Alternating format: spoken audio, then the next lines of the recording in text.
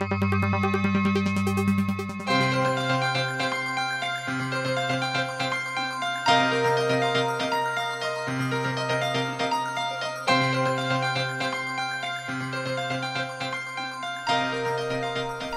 my friends.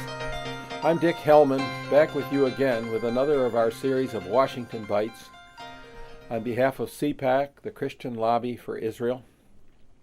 Still on the Hill after a quarter of a century, and it seems like yesterday that we began, and still campaigning for victory, not just holding the line or defending Israel, but victory for the rights of Israel as a nation and as a people, and for the strongest U.S. national security and protection of the rights of minorities, especially Christians, worldwide and particularly in the Middle East. And so I also head Merkel, the Middle East Research Center Limited, which is a think tank that does research, studies, and otherwise supports CPAC in its strong, biblically oriented mission on Capitol Hill.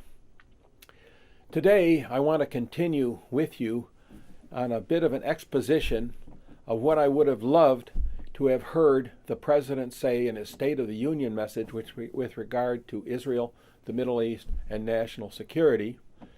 And I even wish that we had heard more explicit coverage of these topics in the, 3 rebuttals from the Republicans. They were fine. But America's usually interested in bread and butter issues, Obamacare and minimum wage and unemployment and so forth, and we understand that. But as someone said recently when I was in a national security briefing on Capitol Hill, yes, there are problems with Obamacare.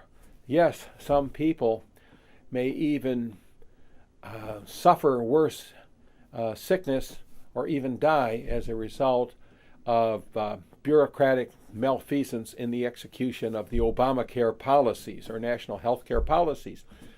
But as was said by this national security expert on Capitol Hill, think for a moment of how many people might die, hundreds of thousands, millions, if we don't get national security right, nuclear deterrence right, treatment of Iran, Syria, other hot spots in the Middle East and around the world. So today I want to focus in on the Iran sanctions legislation pending on Capitol Hill.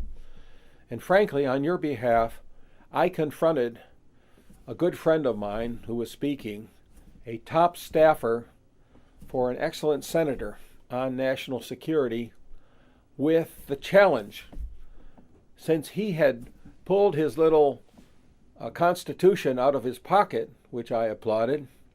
I said, in that Constitution, it says that the Congress is a co-equal foreign policy making body with the executive branch. I'm going to say that again in a different way.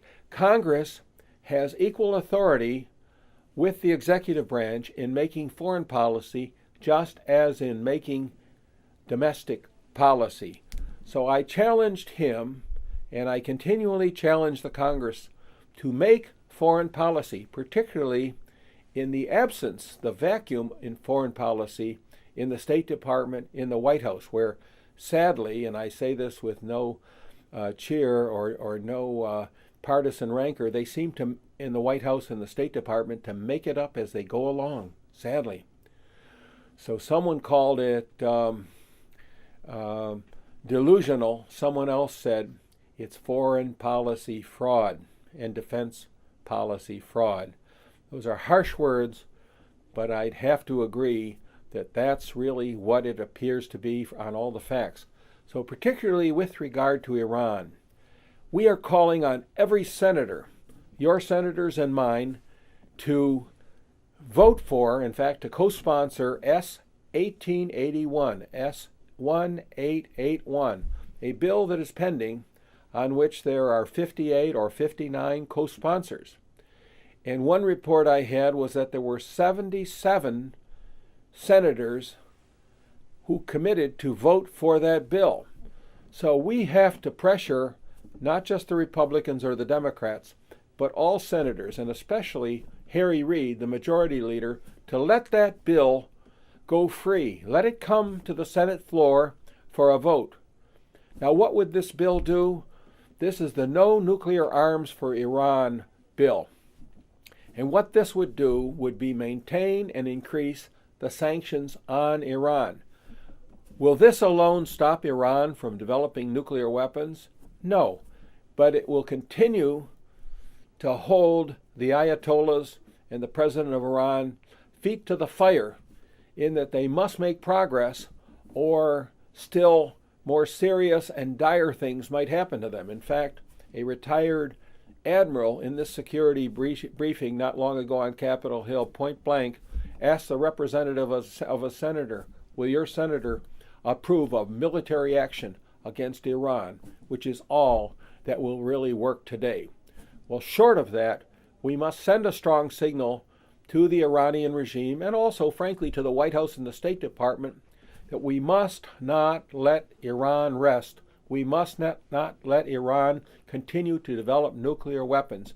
And as I said and have continually said to senators, representatives, and their staff on Capitol Hill, we must insist that they refer in the legislation to the incitement to genocide, incitement to another Holocaust, which is not only in the hearts and minds, but in the frequent utterances of Iran's regime leaders, that they want to eliminate Israel, which they call the Jewish entity or the Zionist entity, but there's no mistaking, they wish to eliminate Israel, the Jewish people, and in fact, America, you and I, whom they call the Great Satan. So this legislation must pass. And just as Majority Leader Reid, due to, I suppose, to the imprecations of our labor unions, told the president recently that there would not be his favored trade legislation that he mentioned in the State of the Union address. There will not be any quick action on a free trade pact with respect to Asia and with respect to Europe.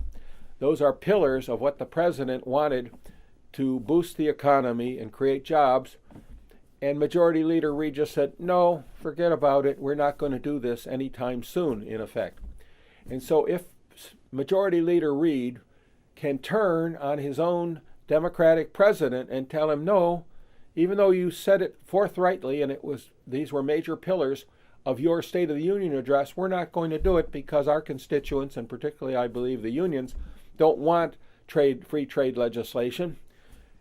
Majority Leader Reid can listen to the hearts and the minds and the voices of you and me, the majority of Americans who say, we must support Israel, we must defend America, we must pass this legislation on Iran, the No Nuclear Arms for Iran bill, S.1881, with a mention in that, a reference in that bill to the fact that it's not just what's in their arsenal, nuclear arms, which they're working mightily on, and which the present interim agreement with Iran does nothing to stop or hinder, but they must stop and they must be called to account for their past utterances of incitement to genocide, encouragement of another Holocaust against Israel, the Jewish people, and even ourselves. These are somber things upon which to reflect, but I know you're up to it, and these are things that require not just prayer, although prayer is important, and I thank you for your prayers, and not just speeches or standing up for Israel, but taking solid, responsible citizen action by calling, emailing, faxing, tweeting, and otherwise communicating, even face-to-face, that best old way with your senators, to say we must have this new Senate Bill S.1881 to rein in Iran and to signal that we're not fooled by the happy talk about peace with no actions today. Thank you again. God bless you. We'll talk to you again next week.